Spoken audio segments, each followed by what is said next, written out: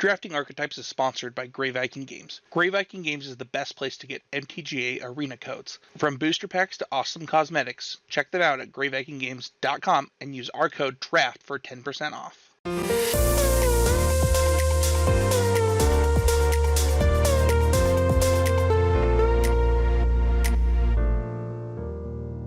Hi everyone, this is Sam Black with Drafting Archetypes, and today we're going to talk about Quandrix Tempo in Strixhaven. For anyone here who is a limited guru or above level patron on patreon.com/draftingarchetypes, I'd like to take this moment to remind you that the notes for this episode are available there right now, so if you want to pull those up to follow along, now would be a great time to do that. Moving into what's going on with Quandrix Tempo. So I want to clarify that I'm talking about a super niche archetype here. Most of the Quandrix cards do push you toward wanting to play a bigger deck and more of the Quandrix ramp space. The primary difference between Quandrix Tempo and Quandrix Ramp is essentially what you're doing on turn 3. I think that's really the big pivot point. Are you trying to spend your third turn playing a creature, or are you trying to spend your third turn playing a ramp spell? The answer to that question can really inform everything else about your game plan, if you want it to. There are ways that you can use 3-mana creatures as part of a ramp strategy. I think a really good example of that is using Biomathematician to hold the ground, to set up having time to play Eureka Moment on turn 4 to ramp, which is something that I talked about in the Quandrix Ramp episode. Whereas I think that in the Quandrix Tempo deck, where you're looking to, pressure your opponent in a meaningful way, you really are going to lean on 3-mana creatures to do that. And while Biomathematician gives you 3 power for 3 mana, which is a fairly reasonable rate aggressively, it's very hard to profitably attack with 1/1 and 2/2 creatures on the ground. So Biomathematician's much better defensively than it is offensively. So Biomathematician, I think, for me, largely falls into the Quandrix ramp space with Field Trip, where Biomath is trying to slot in differently in your curve so that you play a defensive card on turn 3 and then ramp on turn 4 with Eureka Moment or Quandrix Cultivator. We're mostly looking at decks that are not interested in Biomathematicians unless you have obscene numbers of Biomathematicians to the point where you can actually plan to attack with those fractals. And then you can start to play tricks like Resculpt and Square Up to take advantage of those fractals. That's a really, really super sub-niche category of an already niche deck is what about the Biomathematician deck? And outside of, if you have a lot of those, you can play those two very late pick tricks. I'm not really going to focus on what happens if I get 6 of this comment? So basically, this is the deck that is relying on and hoping to find basically as many copies as it can of Frost Trickster and Quandrix Pledge Mage are kind of the primary commons that pull you into wanting to draft this deck. Incidentally, ends up also using Waterfall Aerialist and to some extent Vortex Runner, where those cards kind of don't have a home otherwise. To me, if you've been following my content, or especially my drafts, you know that I'm not especially into Frost Trickster or Quandrix Pledge Mage in most Quandrix decks, but if I'm specifically trying to do this different lower curve Quandrix deck where I'm not trying to play any of the ramp cards, then I think those cards play really well. But that's, again, unusual. So anyway, that's the space I'm looking at, and that's kind of the crux of what's happening. In this lower curve Quandrix deck, obviously you want enough creature density to pressure your opponent, and the fact that you have the higher creature density means that you can play more tricks and more fight spells. By putting more pressure on your opponent, you're putting them in spots where they have to block, which, especially since a lot of the cheaper creatures in Quandrix aren't very big. Your opponent has to block and wants to block, and blocking's relatively easy for them to do, and so that means that you're in a spot to take, make good use of cards like Big Play or Fortifying Draft. And then you end up ideally potentially getting large Quandrix Pledge Mages or maybe a Leyline Invocation or something, so you can make use of Charge Through to push final damage, And then that'll also give you like your Magecraft triggers to power up your Quandrix Pledge Mage, which is something that you might be looking for because, again, you know, you want to play a relatively high creature count, which in general is a little bit awkward for Quandrix Pledge Mage since it's, has Magecraft triggers. But you get to pick up a couple of cards that don't necessarily go well in other decks that work really well with Quandrix Pledge Mage in terms of giving you those additional Magecraft triggers in the form of like Charge Through and Adventurous Impulse, and then Opt, which other people want, but you can use too. But Adventurous Impulse is one that's like pretty easy to pick up fairly late and works really well when you're trying to curve out with a bunch of creatures and, find a Frost Trickster to lock them down or grow your Pledge Mage or whatever. So that's like a nice uncommon pickup for this kind of strategy. One of the core questions is, okay, like if this is such a niche deck, what puts me into it? Why do I want to draft this deck? How do I know, okay, I'm supposed to draft Quandrix like Tempo instead of Quandrix Ramp? And to some extent, a lot of it is going to be, you just didn't find the ramp cards. Or, like Frost Tricksters were just flowing. Like you tabled them and you ended up with a couple of them and you wanted to lean into it. A lot of the like good rares that can potentially put you down this path, like Augmented Pugilist. It's a great aggro card. So like if you have that, it's really good to, go in this direction, especially prioritizing tricks because Pugilist gives you an aggressive creature with trample. So now when you're using your big play and stuff, you get to push a bunch of extra damage. Augmented Pugilist is a card that would make me happy to go into Quandrix Tempo, but at the same time, like it's an 8/8 for 3. Well, an 8/8 that you have to spend 3 mana for, but like it eventually grows when you have a lot of lands, which says, hey, play me in a ramp deck. And it's not misleading about that. Like it is very good in a ramp deck. That, like a lot of other powerful rares in this spot, can play both ways. So it doesn't like strongly push you into Quandrix Tempo, it just allows you to go into Quandrix Tempo. So Dragon's Guard Elite is another example, which might slightly more strongly push you toward Tempo over Ramp, but again, very slightly. Gnarled Professor, same situation as Pugilist, where like the trample specifically makes you a lot more interested in combining it with tricks. And also I've found that like in kind of like the bigger Quandrix decks, it's hard to like get a lot of value out of Gnarled Professor as an attacker because there are so many like 4/4s and stuff that it trades with. Your opponent plays like a Professor of Zoomancy and now like attacking is not that great. Found that often Gnarled Professor in Quandrix just participates in gummed up boards. But if you're not spending your time like ramping and then playing big stuff and letting them like get their defenses up, and instead you're like pressuring them and forcing them to block and using tricks and using more fight spells, then it's much easier to like clear a path for a few turns for the Gnarled Professor and have it just kill them. Hall of Oracles is another like rare that just plays super well in this kind of space, but I mean it plays super well in basically everything, so that's not saying much. Multiple Choice is another card that's, fantastic in every direction, but like technically has a clause where it's bouncing your opponent's thing. And so it is a tempo spell in addition to being a value spell and everything else. But if you can take advantage of the tempo element, that's like more value you're getting. So it's like slightly better if you are in the aggressive or tempo type space, though again, it's just awesome no matter what. Professor of Zoomancy, again, same thing. It's just good no matter what. Quadrix Command. Now, Quadrix Command is a card that's actually like a lot better if you're aggressive.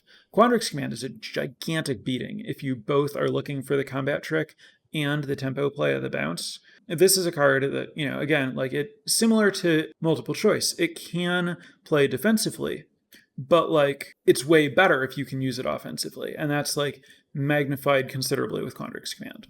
Another card that's very similar, Snow Day, where like I'm very happy to use this card to buy time and draw cards and participate in just like, well, this is a powerful, expensive spell in my deck that's just like generally leaves me in a pretty good position. But in an aggressive deck, sometimes it's like, whoops, you're dead. Tanazir Quandrix, the Quandrix Mythic Dragon, same kind of situation. If you're actually doing like, here are some creatures that I'm curving out and attacking you with, and then I play like this thing and I get to attack and make all my things 4/4s. Now, again, you're probably just killing them. Whereas if you're, I'm going to like ramp and play this, then it's like, okay, well, this is a 4/4 flyer that I played on turn 4. That's good. You're taking advantage of less of its text. And then Manifestation Sage is another just like powerful rare that can play aggressively. Again, like most of these things participate in Quandrix Ramp very well, which is why ramp is the default thing that you want to be.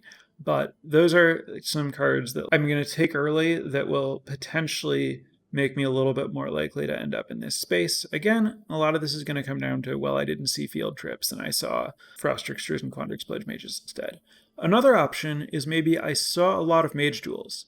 And then the fact that I got like a bunch of mage duels or devouring tendrils, like these fight spells early, like the fact that I had those made me want to play specifically more cheap creatures. And then as I started putting more cheap creatures in my deck to make sure that I could reliably use these fight spells, now I realize, oh wait, there's not really a lot of room for me to like play a bunch of ramp cards and ramp payoffs. So I can like finish my deck in a tighter, more cohesive way if instead of spending my time ramping and trying to go, oh, I'm going to like play field trip into elemental summoning, say like, no, actually I want to spend turn 3 playing Quandrix Pledge Mage and turn 4 playing Waterfall Aerialist and just attack a few times. So that's like how you end up in this space. The archetype is pretty straightforward. I'm through most of what needs to be discussed here, I think, but there's certainly still more. So I guess specific card notes. Bury-in Books, which is in a normal Quandrix deck, Bury-in Books is often my highest priority. Whereas in a Quandrix Tempo deck, first of all, Mage Duel is like miles ahead of Bury-in Books. Honestly, in most Quandrix decks, there's a good chance you should be taking Mage Duel over Bury-in Books, because I've found that Quandrix can end up in tough spots where it doesn't have a way to like permanently answer a non-token creature. So you do want to make sure that you have some like actual I kill your thing type spells, which, you know, a way to make sure that that happens is to prioritize Mage Duel over Bury-in Books early. Also, you know, if you're super far on the ramp side of things, then you might not reliably have a creature in play to fight with, whereas the Bury-in Books will reliably buy you time. And then if your endgame is strong enough that buying you time is good enough, you might want to prioritize Bury-in Books over Mage Duel. But if you are attacking such that you're expecting that your Bury-in Books is going to cost 5 a lot of the time, it's a pretty bad card. Not sure I want to play it, certainly shouldn't prioritize it level bad. Slam Mage Duel over it, and also probably start taking Frost Tricksters over it if you know that you're like aggressive. Similarly, Needlethorn Drake, much lower priority than it normally is. Normally, I think it's like pretty similar to Scurrid Colony and a pretty high priority. But if I am far on the extreme of what this deck is doing, I would actually prefer Reckless Amplimancer to Needlethorn Drake, because Needlethorn Drake is such a bad attacker, whereas like Reckless Amplimancer is, you know, a 2-drop when I want to start pressuring people and then does meaningfully get big in the late game. And normally your Quandrix deck doesn't take advantage of that very well because you have expensive stuff that you're spending your mana on in the late game. But if your curve is a lot lower, but maybe you still have a Quandrix Cultivator because it's just a good card, then it's pretty easy to get to the point where you're just like, well, I have a lot of mana, nothing to spend it on. Good thing I have this random 2/2 that's a mana sink and can fight as a bigger creature.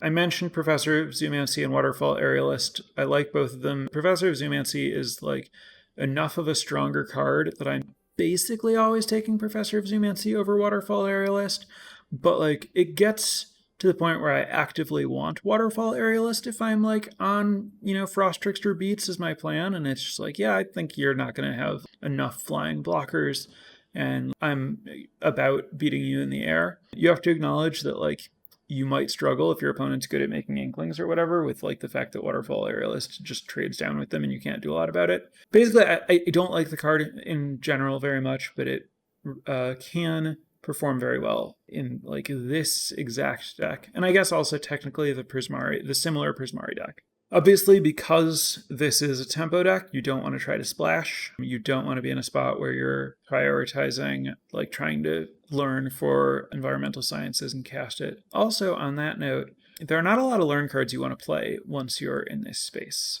because you're not really looking for pop quiz or field trip, because that spends your like pivotal third turn where you want to be getting pressure down to like generate a sort of value that's not useful to your game plan. You're not trying to play an attrition game, you're not trying to play a ramp game, you're trying to play a tempo game. So if you don't want those two cards, you also don't want Cram Session. So at that point, you're looking at Arcane Subtraction, and then higher rarity cards like Divide by Zero is really, really good.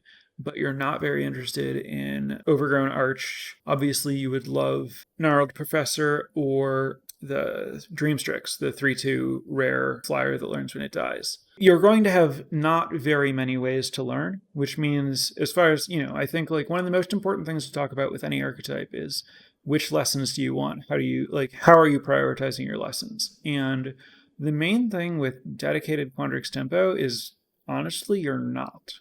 Most decks really want to prioritize lessons, and here I think you just pass most lessons for really good stuff that's on plan. It would be nice to have an expanded anatomy, an elemental summoning. You could do with an intro to annihilation. I would say those are probably the highest priorities. I think elemental summoning, intro to annihilation, and expanded anatomy are the highest priority common lessons for the archetype. But for the most part, I would say just like where in general I am very interested in prioritizing lessons really, really highly. Here, I'd say just you only need one or two, pick them up when it's convenient, and like don't stress about it. If you end up in a spot where like Arcane Subtraction is not good in your deck, you can just play this deck with no lessons. It's weird, but like that's not a common thing for decks in Strixhaven, but the learn cards just aren't very good unless you see like certain rares or again Divide by Zero. And then obviously once you have Divide by Zero, Gnarled Professor type stuff, then you want to like switch to prioritizing those lessons that I talked about, and then Fractal Summoning is also fine. Quick run through of uncommons that I think are relevant to consider for this deck. Aether Helix. This is like a super premium. Not necessarily Aether Helix is like the best card for your deck, though it is very, very good. But specifically, this is a deck where Aether Helix is specifically used really well, where a lot of people struggle to use it anywhere near as well as you do. The fact that you have a bunch of creatures that are putting your opponent in positions where they really do have to trade off. And then Aether Helix is a really good like tempo spell that gets you your threat back. This deck uses Aether Helix really well. Whereas like Bookworm is a card that's strong enough that you're like basically always going to play it, but it's not in any way like on plan for this deck. It's not like if you draft a Bookworm early, you should just be playing Ramp instead. You shouldn't be playing this deck. And then, if you're in this deck and you see a Bookworm in pack 3, like, well, fine, whatever, take it, play it. Maybe try to pivot into Ramp, or just like, okay, I guess there's a random drop that I may or may not be able to cast, but it's Bookworm, so it's fine. Decisive Denial is another card that this deck makes the best use of by far. You're playing shorter, more condensed games, so it's more likely that the mana leak's going to be good. You're prioritizing like having early creatures and getting them big, so the fight that doesn't involve like making your creatures big and relies on your creatures just naturally being bigger than your opponent, you can use pretty well. Devouring Tendrils, similar situation. This deck's whole thing is like using fight spells well. Talked a lot about Divide by Zero. Obviously, it's just like a pure tempo card. Emergent Sequence is just a great 2-drop. Fortifying Draft, I've talked about the value of tricks. Golden Ratio is a card that I have found to be undervalued. Like, it's been really, really good for me in decks that use it well, and creature-heavy Quandrix decks typically use it well.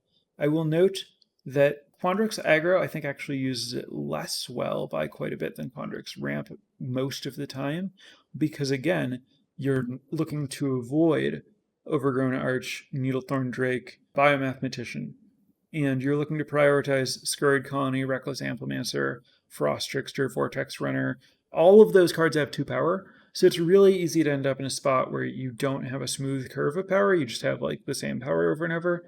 But pay attention to like what your creatures are, and especially to like how many Professor of Zoomancies you have. Like, if you're going Scurried Colony into Quandrix Pledge Mage, which could be any size, into like Waterfall Aerialist and Professor of Zoomancy, into like Witherbloom Pledge Mage, now you have like a very good diversity of powers, and then Golden Ratio is really strong. Carrick Wrangler, not a card I'm very high on in general, but can do really good work here, especially since you have an aggressive plan, but a bunch of small creatures. Carrick Wrangler can do a really good job of like turning creatures that had been kind of like bricked by your opponent's blockers back on and letting you start like making good attacks again. Master Symmetrist is great. I've talked about how Trample is valuable and it plays well with tricks, and then obviously spreading Trample around to your Witherbloom Pledge Mages and Quandrix Pledge Mages is very good.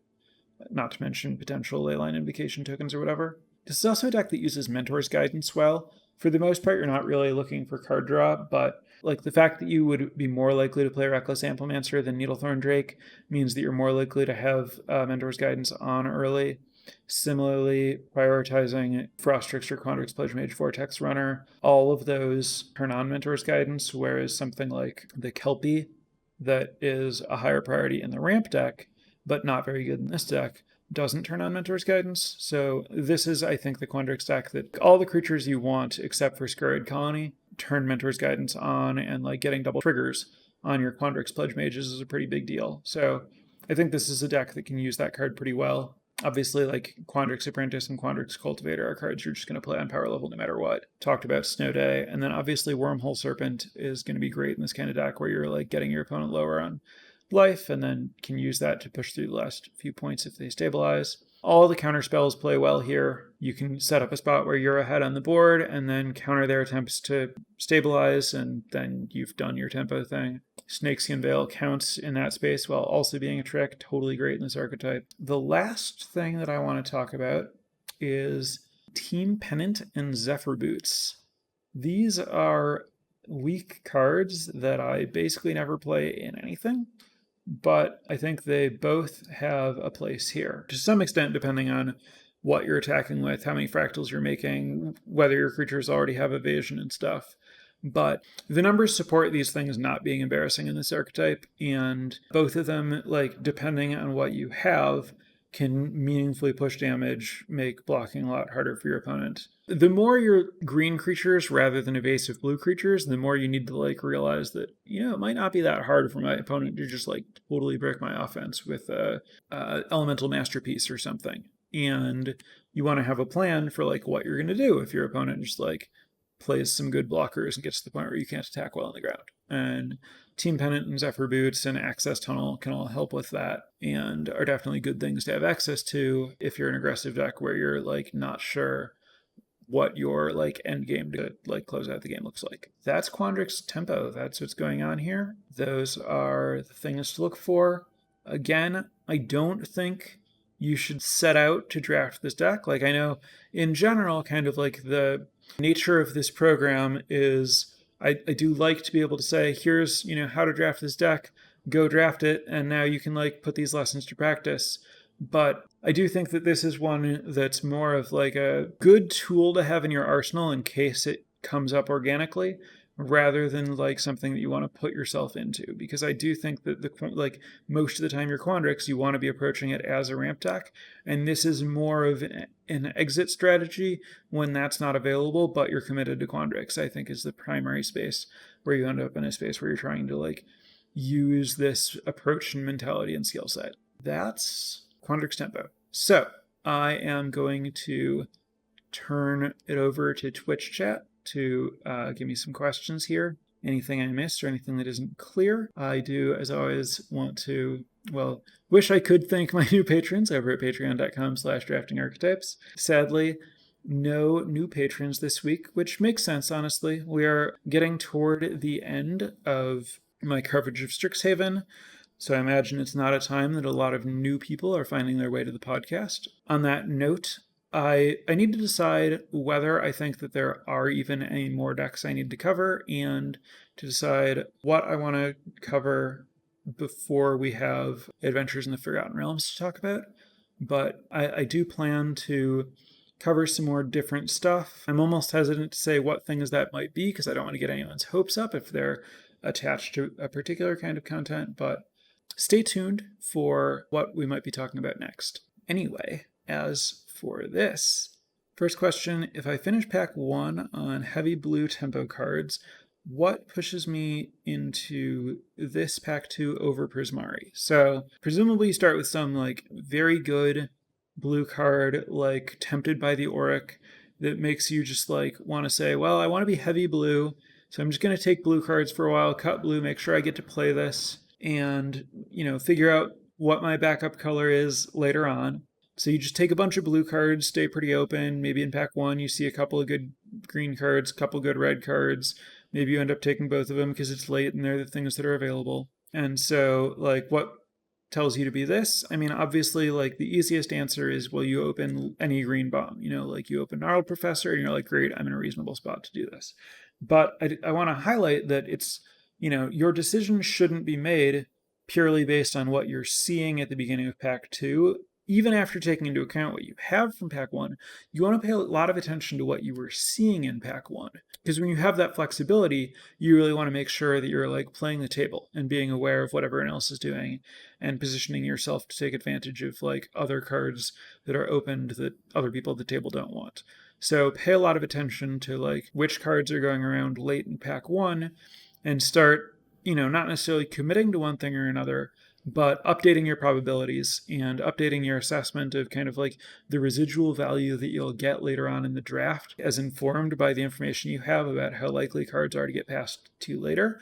But again, if I see, it looks like red is a bit more open than green, so I probably want to be Prismari here, but then I open a Gnarled Professor, I'll be like, yeah, I'm going to take the Gnarled Professor. I don't care. Like, I didn't pass good green cards, so maybe I'll get some good green cards this pack. Blue was pretty open. I managed to save basically mono blue in pack 1.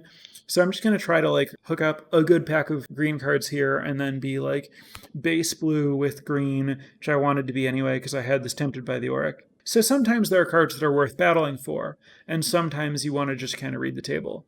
I've covered which cards you're looking for, so a lot of it is just about, are these the cards that I'm seeing?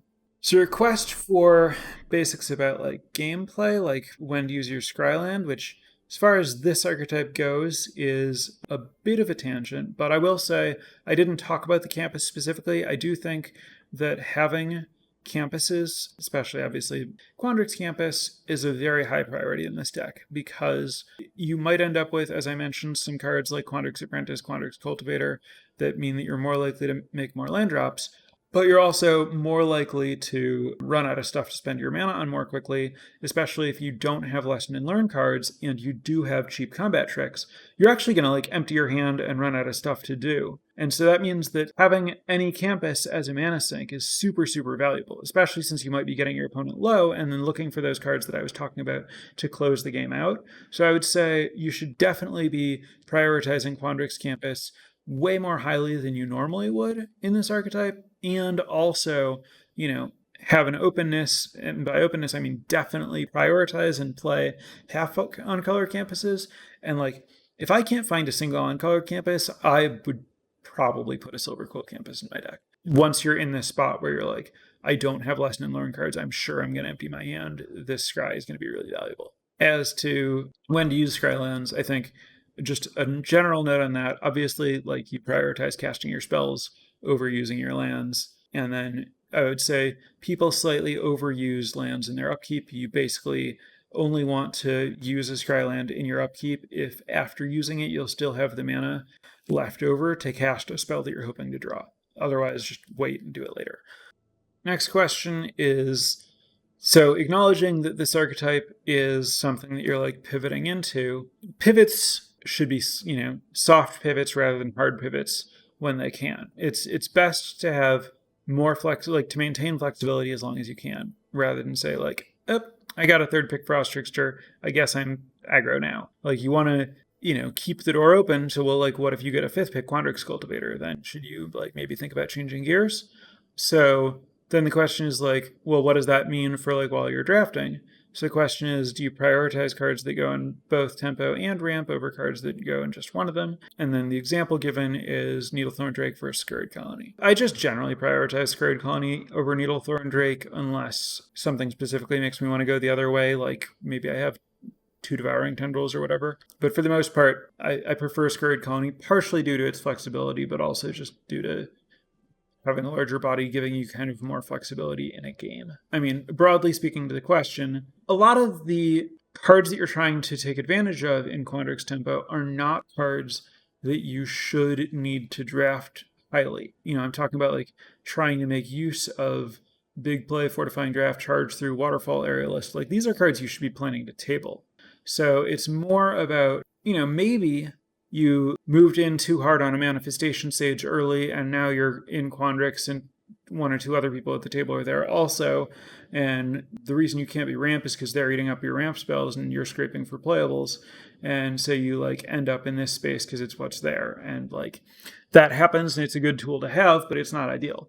Ideally, you've, correctly assessed that Quandrix is where you should be, but this happens to be a draft where a lot of Frostrix are opened, and so you're just like taking advantage of it because you can. Again, you want to prioritize the cards that are more flexible, stronger cards, the Mage Duels, the cards that play both directions, the Professor Azumancies and stuff, and then, round out the fact that you are like a deck that takes advantage of tricks and stuff with the cards that you're getting later in the draft. Next question, is Befuddler still a bad card in this archetype? Yes, but, yes. Yes, it's a bad card. Is it, like, heinous if you have to play a Befuddler? No. It's not the worst thing ever. You're playing 2/2s, they might trade with other 2/2s, and then you can like get value with this. It's tricky because like most of those spots your opponent's likely to try to play around Arcane Subtraction anyway. And so like you won't always be able to like engineer the combats where Befuddler is gonna do something. It's bad, but if you're like, in the spot where I talked about where you like move into a Manifestation Sage and you're scraping for playables because other people happen to also be Quandrix, I won't fault you if you have to try to frog someone. How do you deal with Prismari Pledge Mage as a blocker? Mage Duel, big play, Frost Trickster. Yes, 3/3s are good blockers when you're playing 2/2s, but there are a bunch of tools to break through, and this is why I was saying that you should prioritize these pump spells, because you do want to make sure that you can attack smaller creatures into larger creatures, because if your plan is to put 2/2s in your deck, you're definitely going to run into a spot where you're trying to attack your smaller creatures into the larger creatures pretty often. So next question, is it especially important in this archetype to note what cards might wheel from the first packs? Yes, it is especially important, but also, yes, it's always especially important. You just, in general, you have a lot of time to make a first pick. When you open your first pack, you shouldn't just say like, all right, this is the card I want, take it, move on. You should take some time, look at the rest of the pack, try to figure out which cards you expect other people to count out the next 7 best cards, figure out what things you expect other people to take, what stuff you expect to get back. And then when you see it back, say like, oh, I thought this card would be gone a long time ago, and I thought this thing would still be here, and it's the other way around. So this must be being heavily drafted, and this must be open. If you do that for like at least your first like 2 picks, it's a lot to try to remember if you're not like really, really accustomed to this, to try to remember like every card you've passed in every pack. But if you could try to keep pretty good mental notes of your first pick or your first 1 or 2 packs, it can give you a lot of information about what's going on in the table. And certainly for me, in a lot of different decks, once I'm in a spot where I'm prioritizing cards that I know don't go into very many decks, I'm basically trying to draft in a way where every time I see a pack, I'm making 2 picks from that pack. Where I say, all right, I'm taking this card, and now I know that I'm going to have a big play in my deck. And so, like, I've already mentally slotted that into my curve because I know it's going to come back. And so, like, when you're planning what your deck's going to look like and figuring out what your curve is and stuff, if you can kind of, like, cheat and know your curve 8 picks in advance, that's definitely information you can meaningfully leverage. But that really does apply everywhere. Okay, I think that covers us. So that'll wrap up our session on Quandrix Tempo. So we are going to be back next week with something. As I said, I'm not sure what that will be just yet. If I think of another Strixhaven archetype that I think is important to cover, it will certainly be that, or it might be a different format. Stay tuned, and you can join my Discord, Challenging Assumptions. You can find a link for that on my Twitter or Twitch, or I imagine a variety of other places, probably the Patreon page, I hope. I should know that. But yeah, on that Discord, there are channels for this podcast, so that would be a good place to stay up to date and give feedback. Also, my Twitch and Twitter would be great places to stay informed about what is coming up with the podcast, including what I'll be talking about next week. So that's all I have for you for now, and I will be back to give you more information about drafting things a week from now. Bye, everyone.